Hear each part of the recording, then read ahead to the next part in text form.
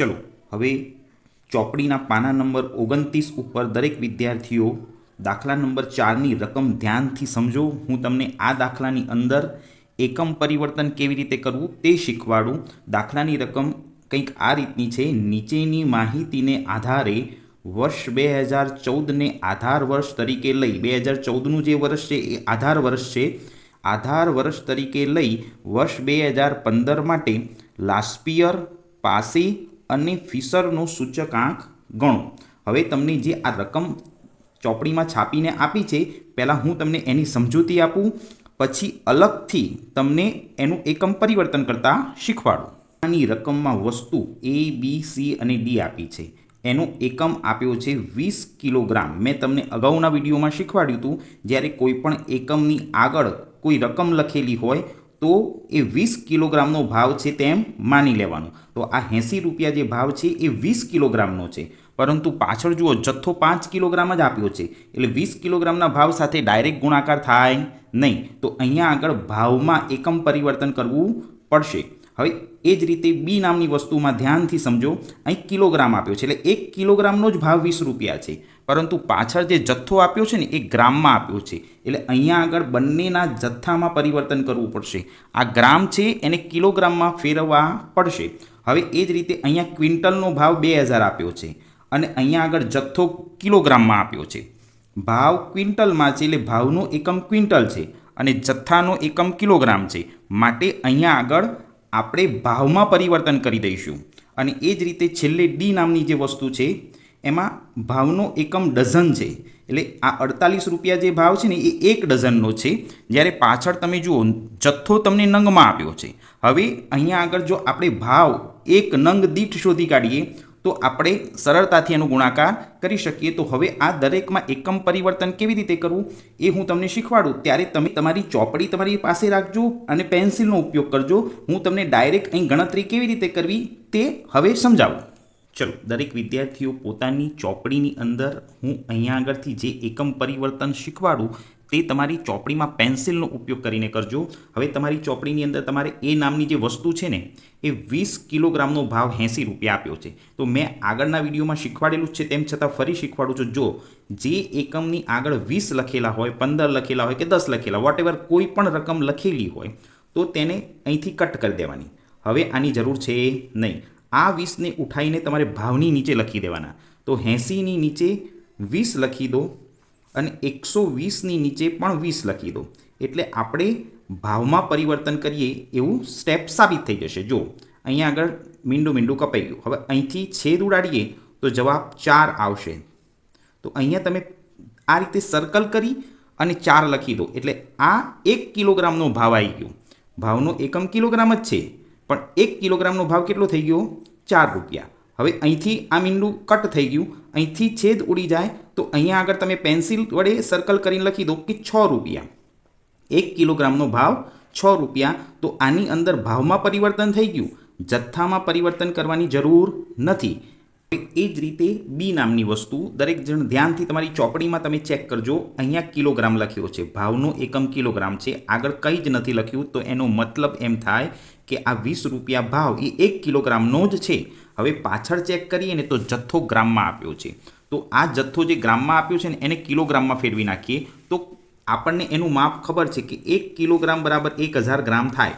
તો આને 1000 વડે ભાગી નાખવાના, 1000 વડે ભાગી નાખવાના. આટલી દીકરા બુદ્ધિ આપણે દોડાવવાની છે પરીક્ષામાં. તો હવે અહીંથી છેદ ઉડાડી દઈએ તો ઉપર તમે પેન્સિલ વડે 2.4 કિલોગ્રામ લખી દો.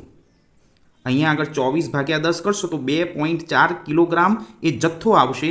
અહીંયા 2 મીંડા કપાઈ જશે અને પોઈન્ટ ઉડશે, તો અહીંયા આગળ 4 કિલોગ્રામ જથ્થો આવશે. તો અહીંયા આગળ આપણે જથ્થામાં ફેરફાર કર્યો, જથ્થાની અંદર એકમ પરિવર્તન કર્યું. એ ગ્રામ હતું તો એને કિલોગ્રામ કરી દીધું. હવે આગળ સી નામની જે વસ્તુ છે એનો ભાવનો એકમ ક્વિન્ટલ છે, એટલે 1 ક્વિન્ટલનો ભાવ 2000 છે. તો જ્યારે પરીક્ષામાં દાખલામાં ક્વિન્ટલ દીઠ ભાવ પૂછાયો હોય અને પાછળ જથ્થો કિલોગ્રામમાં આપ્યો હોય ત્યારે ભાવને ફેરફાર કરવો જ યોગ્ય છે. તો તમારે દરેકે શું કરવાનું, આ ક્વિન્ટલ અહીંથી કેન્સલ કરી દેવાના અને આનું બીજું માપ લખી દેવાનું. 1 ક્વિન્ટલ બરાબર 100 કિલોગ્રામ. 100 કિલોગ્રામ. તો આ ભાવનો એકમ ક્વિન્ટલના બદલે હવે કિલોગ્રામ કરી દીધો. તો આ સ્ટેપ આપણે કર્યા પછી આ કિલોગ્રામની આગળ જે 100 લખ્યા છે ને એનો મતલબ થાય 100 કિલોગ્રામનો ભાવ 2000 રૂપિયા છે. તો આપણે કિલોગ્રામનો ભાવ શોધવો હોય તો અહીંથી 100ને કટ કરવાના અને આ જે ભાવ છે એની નીચે 100 લખી દેવાના. 2000ની નીચે 100 લખવાના અને 2800ની નીચે 100 લખવાના. આમ કરવાથી અહીંયા આગળ 1 કિલોગ્રામનો ભાવ મળશે અને તમે પેન્સિલ વડે અહીંયા આગળ 20 રૂપિયા લખી દો.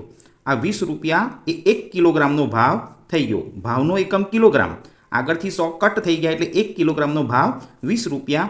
એ જ રીતે અહીંયા 2 મીંડા કપાઈ ગયા તો 1 કિલોગ્રામનો ભાવ 28 રૂપિયા થઈ ગયો. જથ્થામાં કોઈ પરિવર્તન કરવાની જરૂર નથી. એ જ રીતે છેલ્લી એક ચીજ વસ્તુ છે, ડી નામની વસ્તુ છે. એમાં ભાવનો એકમ ડઝન છે એટલે 1 ડઝનનો ભાવ 48 રૂપિયા છે અને અહીંયા 72 રૂપિયા છે. તો જ્યારે તમને ભાવનો એકમ ડઝન આપ્યો હોય અને જથ્થો નંગમાં આપ્યો હોય ત્યારે આ ભાવને ફેરફાર કરવો યોગ્ય છે. તો તમારે શું કરવાનું, આ ડઝન અહીંથી કટ કરી દેવાના અને આનું બીજું માપ લખવાનું. 1 ડઝન બરાબર 12 નંગ. તો નીચે લખી દેવાનું 12 નંગ. પેન્સિલ વડે બેટા તમે દરેક જણ આ રીતે 12 નંગ લખો. પછી શું કરવાનું, આ 12 છે ને એ 12ને અહીંથી કટ કરવાના અને જ્યાં ભાવ છે એની નીચે લખી દેવાના. એટલે 48 ભાગ્યા 12 કરવાના અને 72 ભાગ્યા 12 કરવાના. એટલે 12 ચોક 48 એટલે 1 નંગનો ભાવ 4 રૂપિયા થઈ જશે. 1 એકમ ખરીદવા જઈએ તો 4 રૂપિયા ખર્ચ થાય અને 12 છંગ 72 તો 1 નંગનો ભાવ 6 રૂપિયા થઈ જશે. તો 48 ભાગ્યા 12 અને 72 ભાગ્યા 12 આ જે ભાવ આવ્યો ને એ 1 નંગ દીઠ ભાવ આવ્યો. તો જથ્થામાં પરિવર્તન કરવાની જરૂર નથી. તમે દરેક જણ તમારી ચોપડીમાં જો કંઈક આ રીતના પરિવર્તન કરવામાં આવ્યા છે. આ દાખલામાં અહીંયા આગળ ભાવમાં 1 કિલોગ્રામનો ભાવ શોધાઈ ગયો એટલે ભાવમાં ફેરફાર કર્યો, જથ્થામાં ફેરફાર ના કર્યો. અહીંયા ભાવમાં ફેરફાર ના કર્યો પરંતુ જથ્થામાં ફેરફાર કર્યો. હવે એ જ રીતે અહીંયા ભાવમાં ફેરફાર કર્યો, જથ્થામાં ફેરફાર ના કર્યો. અહીંયા પણ ભાવમાં ફેરફાર કર્યો અને જથ્થો એનો એ જ રાખ્યો. તો તમે આ રીતે આખું એકમ પરિવર્તન કરી દો પેન્સિલથી. પછી દાખલો કેવી રીતે આગળ ગણવો એના ફોર્મેટ હું સમજાવું. હવે જે આ એકમ પરિવર્તન કર્યા પછીની જે રકમો છે ને એનો ઉપયોગ હું તમને દાખલામાં કેવી રીતે કરવો એ લખતા શીખવાડું. દરેક વિદ્યાર્થી ધ્યાનથી જુઓ. મેં એના એ જ ખાના ફરીથી દોર્યા છે પરંતુ ભાવ માટે 2014નો ભાવ એટલે P0 અને 2015નો ભાવ એટલે P1. જથ્થો એટલે વપરાશ, 2014નો એટલે Q0 અને 2015નો એટલે Q1. તો તમે દરેક વિદ્યાર્થીઓ આ રીતે પહેલાં ચોરસ બોક્સ જેવી રીતે રકમ છાપીને આપી છે એ જ રીતે બનાવવાનું અને આની પાછળ બીજા 4 ખાના એક્સ્ટ્રા બનાવવાના છે. તે હું તમને ડાયરેક્ટ રકમમાં સમજાવીશ, પણ આની અંદર ઉતારતા કેવી રીતે શીખવાનું એ હું તમને આ વિડીયોમાં શીખવાડું. અહીંયા આગળ જે એકમ પરિવર્તન કર્યા પછીના જે સ્ટેપ છે એ લખતા શીખવાડું અને અહીંયા આગળ આપણે જે ભાવમાં કે જથ્થામાં પરિવર્તન કર્યું એ લખતા શીખવાડું. તમે તમારી ચોપડી તમારી સામે રાખજો બેટા, કારણ કે હું ચીજ વસ્તુઓના નામથી લઈ અને બધું જ તમને ડાયરેક્ટ ચોપડીમાંથી લખતા શીખવાડીશ. તો ચીજ વસ્તુઓના નામમાં આપણી પાસે 4 વસ્તુઓ છે. તો પહેલાં A નામની વસ્તુ, પછી B નામની વસ્તુ, પછી C નામની વસ્તુ અને પછી D નામની વસ્તુ. દરેકના નામ લખી દીધા. હવે એકમની અંદર કેવી રીતે લખવું, તો આપણે પહેલો A નામની વસ્તુમાં 20 કિલોગ્રામ હતું એમાંથી 20 કટ કર્યા એટલે અહીંયા આગળ 1 કિલોગ્રામનો જ ભાવ થઈ ગયો. એટલે અહીંયા આગળ એનો એકમ લખવાનો કિલોગ્રામ. બીજી ચીજ વસ્તુમાં B નામની વસ્તુમાં તો એનો એકમ કિલોગ્રામ જ છે, પણ C નામની વસ્તુમાં ક્વિન્ટલ હતો પણ આપણે કિલોગ્રામ કરી દીધો. તો અહીંયા આગળ C નામની વસ્તુમાં પણ કિલોગ્રામ જ લખવાના અને D નામની વસ્તુમાં ચોપડીમાં ડઝન છાપીને આપ્યા હતા પણ આપણે એને નંગમાં પરિવર્તન કરી દીધું. તો અહીંયા આગળ એનો એકમ નંગ લખવાનો. તો મેં તમને A અને B આ 2 ખાના કેવી રીતે લખાય પરીક્ષાના દાખલામાં એ શીખવાડ્યું. હવે તમને આ ભાવ અને જથ્થો ભરતા શીખવાડું. હું તમને આ 2014ની અંદર ભાવનું ખાનું કેવી રીતે ભરવું તે શીખવાડી દઉં. એક વખત તમે તમારી ચોપડીમાં પણ જોજો. A નામની વસ્તુમાં 4 રૂપિયા લખાશે, B નામની વસ્તુમાં 20 રૂપિયા લખાશે, Cમાં 20 રૂપિયા લખાશે અને Dમાં 4 રૂપિયા લખાશે. તો હવે તમને વારંવાર આ સ્ટેપ નહીં બતાવું, તમે તમારી ચોપડીની અંદરથી આ સ્ટેપ બધા ધ્યાનથી જોજો. હું તમને ડાયરેક્ટ રકમના ખાના ભરતા શીખવાડું.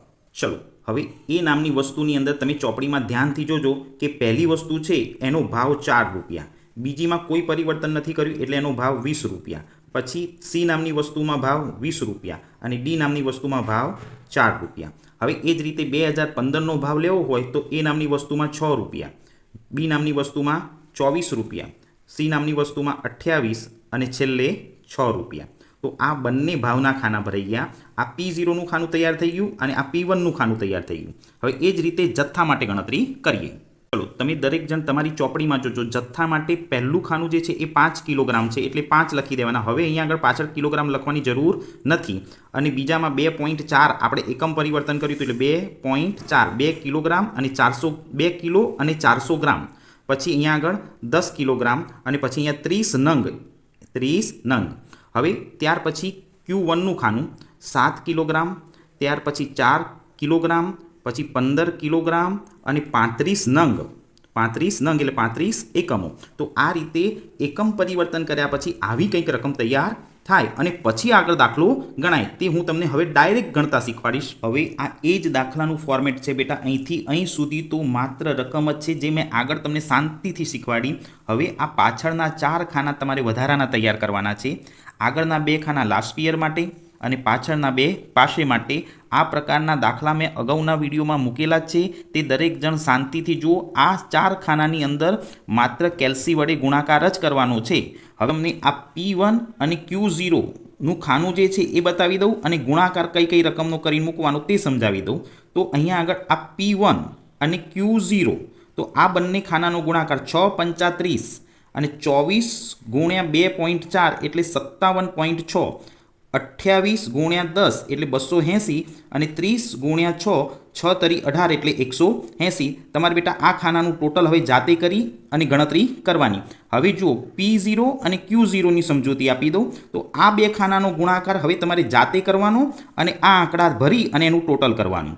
હવે P1 અને Q1 એટલે જો આ P1નું ખાનું અને આ Q1નું ખાનું. તો આ બંને ખાનાનો ગુણાકાર કેલ્સી ઉપર જાતે કરી અને પછી તમારે આ ખાનું ભરવાનું અને એનું ટોટલ કરવાનું. હવે અહીંયા છેલ્લે P0 અને Q1 તો આ P0 છે અને Q1 એટલે આ છેલ્લું ખાનું. તો પહેલું 4 અને આ 7, 4 અને 7 આ છેલ્લા 2 સ્ટેપનો ગુણાકાર કરી અને અહીં મૂકો એટલે તમારે એનું ટોટલ કરવાનું. હવે આ 4 ટોટલો મળી જાય પછી 3 વખત સૂત્ર મૂકી અને દાખલો ગણવાનો. હવે તમે દરેક જણ ડાયરેક્ટ દાખલાના જવાબને કેવી રીતે તૈયાર કરવો તે એક વખત સમજી લો અને પછી તમારી નોટબુકમાં લખજો. જો લાસ્ટ યરનો સૂચકાંક શોધવો હોય તો પહેલાં ILનું સૂત્ર લખવાનું σP1 Q0 upon σP0 Q0 × 100. અહીંયા 1000 રૂપિયા યાદ રાખવાના છે. હવે આ બંને રકમો અહીંયા આગળ જો પહેલાં 2 ખાનામાંથી જ લેવાની છે એટલે 547.6 અને 388 આ બંને રકમનો ઉપયોગ કરી અને સૂત્રમાં મૂકો અને કેલ્સી વડે ગુણાકાર અને ભાગાકાર કરો તો લાસ્ટ યરનો સૂચકાંક આવે 141.13. આ વસ્તુ સમજીને બેટા જાતે જ ગણવાની છે. તમે પ્રેક્ટિસ કરશો તો જ તમને આવડશે. હવે એ જ રીતે પાસેનો સૂચકાંક શોધવો હોય તો પાસેનું સૂત્ર લખવાનું. IP આ સૂત્ર કેવી રીતે તૈયાર કરવું મેં તમને શીખવાડ્યું છે. આની અંદર 1101 યાદ રાખવાના. P અને Q લખ્યા પછી 1101 લખી અને ગુણ્યા 100 કરો એટલે પાસેનું સૂત્ર તૈયાર થાય. હવે આ આંકડા તમારે છેલ્લા 2 ખાનામાંથી જાતે લખી અને પછી ગુણાકાર ભાગાકાર કરો એટલે 140.15 તમારો આન્સર આવે. તો આ પાસેના આધારે સૂચકાંક તૈયાર કર્યો તો એનો આન્સર 140.15 આવે છે. ચલો હવે ફિશરનો સૂચકાંક કેવી રીતે તૈયાર કરવો એનું સૂત્ર છે IF રૂટની અંદર IL × IP. એટલે લાસ્ટ યર અને પાસેનો જે સૂચકાંક ઉપર શોધ્યો હતો તે જ અહીં લખી અને એનું સાદુરૂપ આપો એટલે ફિશરનો સૂચકાંક મળે. એલનો સૂચકાંક 141.13 અને પાસેનો સૂચકાંક 140.15. આ બંને રકમો અહીંયા લખી અને એનો રૂટમાં સાદુરૂપ આપી દો એટલે ફિશરનો સૂચકાંક 140.64 મળશે. તો અહીંયા બેટા આ જે સામાન્ય ગણતરી છે તે તમે દરેક વિદ્યાર્થીઓ જાતે કેલ્સી ઉપર કરજો તો જ તમને આવડશે. તો અહીંયા આગળ હું આ મારા સ્વાધ્યાયનો 4થા નંબરનો દાખલો પૂર્ણ કરું છું. આ જ રીતનો એક બીજો દાખલો આના પછીનો 5 નંબરનો છે તે હું તમને નવા વિડીયોમાં શીખવાડીશ.